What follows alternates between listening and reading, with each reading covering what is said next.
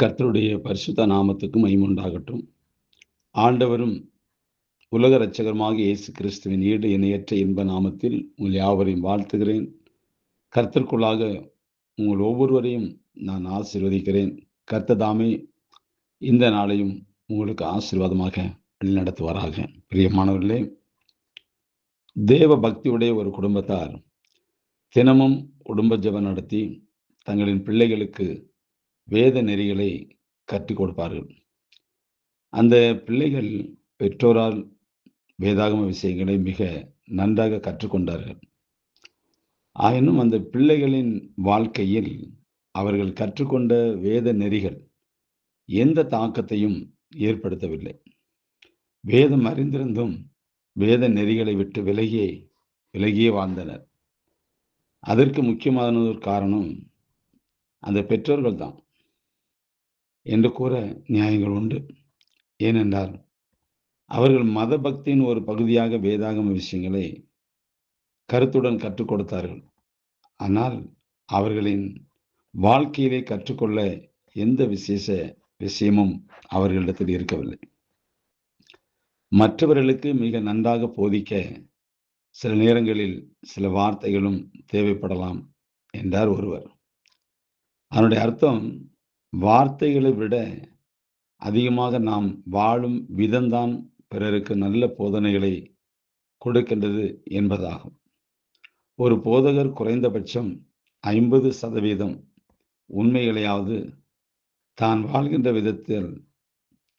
வாழ்கின்ற விதத்தால் கற்றுக் கொடுக்க வேண்டும். நாம் பேசுவதை விட நம்முடைய வாழ்க்கை முறைதான் பிறருக்கு அதிகமான காரியங்களை பேசும். நம்மிடம் கேட்கின்றவைகளை விட நம்மிடம் பார்க்கின்றவைகள் தான் பிறரிடம் அதிகமான தாக்கங்களை ஏற்படுத்தும். ஆண்டவராகிய இயேசு வாயினால் போதித்ததை விட அதிகமாக வாழ்ந்த விதத்தின் மூலம்தான் போதித்தார். அதே நடைமுறை தான் அப்போஸ்தலனாகிய பவுலும் பின்பற்றினார்.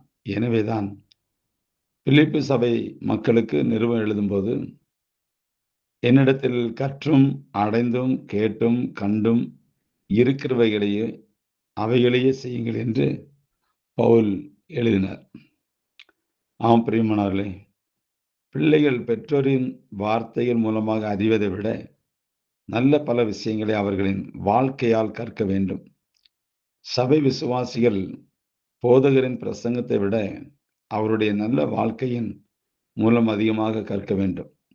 நம்முடைய சுபாவங்களும் செயல்களும் மற்றவர்களின் இருதயத்தில் பல நல்ல விஷயங்களை ஆழமாக பதிக்க வேண்டும்.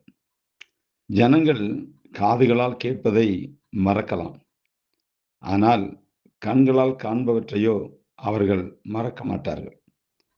அதனால பிரியமானவர்களே, இந்த வசனத்தின் அடிப்படையில் நாம் பார்க்கும்போது, வசனத்தை கற்றுக்கொண்டோம் என்பது மட்டுமல்ல, கற்றுக்கொண்டதை வாழ்க்கையில் அபியாசப்படுத்தி வாழ்ந்து காட்ட வேண்டும். அந்த வாழ்க்கை முறை தான் இன்னைக்கு அநேகரை தொடும்.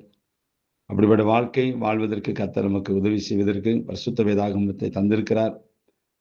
தொடர்ந்து நாம் அதை பின்பற்றுவோம். வாழ்க்கை நெறிகளை, வாழ்க்கை முறைகளை முற்றிலும் கிறிஸ்துக்குள்ளாக மாற்றுவோம். நாம் கர்த்தருக்குள் காணப்படுவோம். தொடர்ந்து கர்த்தர் நம்மை ஆசீர்வதிப்பார். God bless you.